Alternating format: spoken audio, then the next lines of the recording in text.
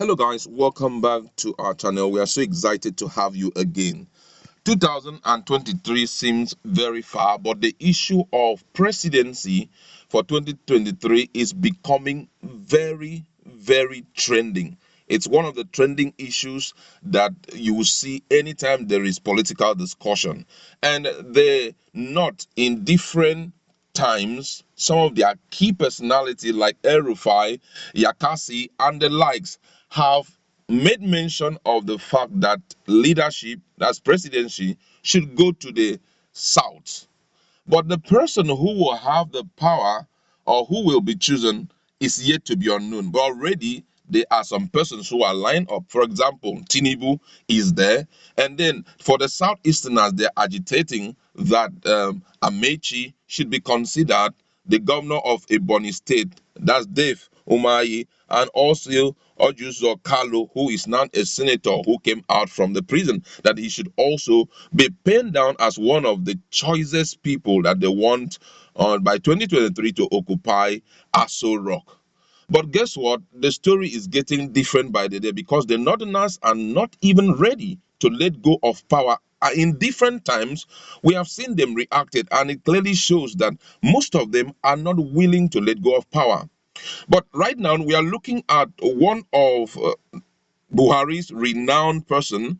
He was the former secretary to the government of the Federation, that's SGF, and he had some issues in office that had to do with cutting of grass, using some billions to cut grass. He was kicked out of office, and he has come out clearly to talk about Tinubu and had warned Nigerians and warned APC that if they do not give the ticket to Tinubu come 2023, something disastrous will happen. And that's what we are going to discover in this news. But before we continue, if you've not subscribed to our channel, kindly hit on the red subscribe button and also on the bell icon so that you can get notification anytime we publish our videos.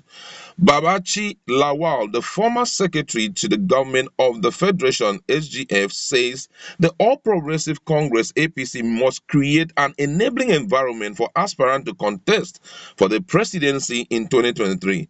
Lawal was sacked as SGF in October 2017 after he was indicted in a 544 million naira grass cutting scandal. Speaking on the issue of zoning of the 2023 presidency, Lawal said Bola Tinubu, a national leader of the APC, was instrumental to President Muhammadu Buhari's victory in 2015 and should be given a chance in 2023. You're going to hear this and you'll be so shocked about what Tinubu has done for the Northerners. All right, let's begin. According to him, he said, first of all, I want to declare that I am a Tinubu man.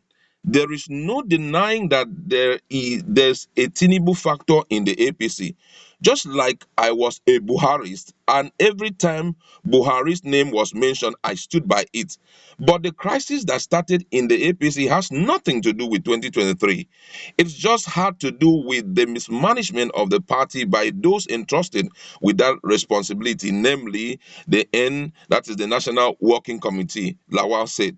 He went further to say, and I quote, one of our specific goals was to make Buhari the president. Tinubu was a colossus of Southwest politics. If he had said there would be no measure, there wouldn't have been any measure. By the time we went to the APC National Convention, the Northwest was not with Buhari. The Northwest people were either for Atiku or Rabiu Kwankwanso, most of them at least.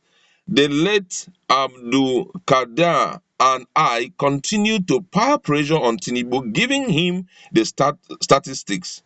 It became very clear that Buhari was going to win that primary election once Tinubu declared publicly his support for him and accepted that the Southwest would vote for Buhari. Between Wednesday and Thursday before the convention, it was clear Tinubu and BC Akande were going to support Buhari, and the Northwest had no choice but to support Buhari Otherwise, they were going to lose out. So if Tinubu has not conceded at that point, I think probably Kwankwanso would have won the presidential nomination of the APC. For that reason alone, you can see Tinubu's contribution to the emergence of Buhari as president and his role in building the party. Therefore, except we want to bring the wrath of God on our heads, which we don't want, the party must create an environment that is free and fair for anyone who wants to contest, including Tinubu, to do so. Allow the delegates who must have emerged through a similarly free and fair process decide who they want to vote for. It will be our duty as Tinubu's boys that time to say, let us vote for Bola.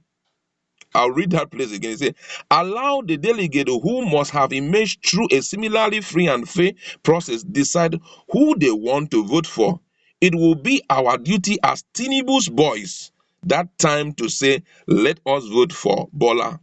Lawa said Tinubu rallied funding for the campaign when Buhari had no money to fund his election and brought in an agency from the United States that branded Buhari's image.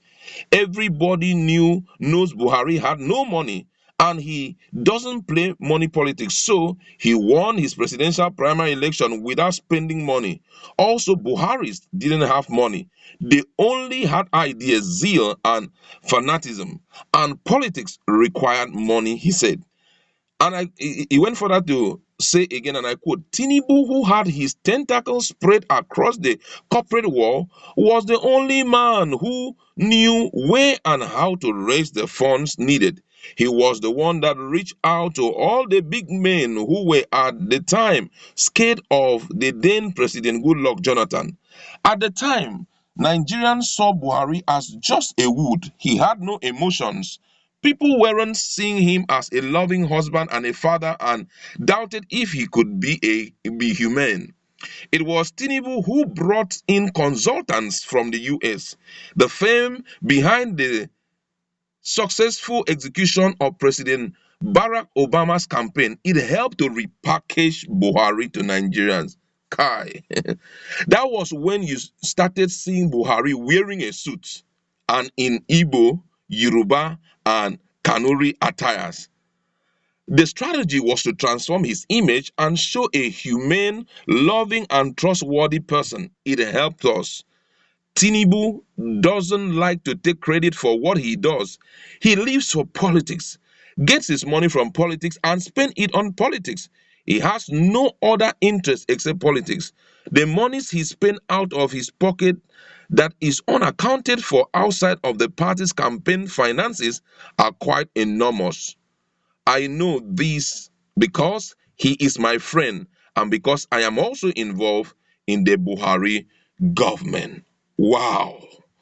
Wow, wow. I believe that by now, with what this northerner had said, most of Bola Tinubu boys will be so excited that they not actually recognize what he did for Buhari as at 2015. Because most people were wondering, Buhari didn't really have the capacity to sway and take over the whole Nigeria as we saw it happen in 2015 election. But surprisingly, that it was a shock. Yeah, he had promised. Then there were some words he said that time, that if they lose elections, this and this and this will happen. All of us, we know the words he said, and some of the keys about us, what they say. But I tell you the whole truth that even with all of that, those terrible promises and all of that, it wouldn't have stopped Goodluck Jonathan from winning. But they needed a strategist, which is Bola Tinubu. I'm not supporting him because I'm overly objective whenever it's discussion on politics. But I realized that Tinubu was behind it. But then he had never come out to tell Nigerians, these are the things I did. These are the things I did for Buhari and all of that. No wonder most people are very emphatic that come 2023, he will be the one to go in. Now that the Northerner has opened up a little of what he did for Buhari,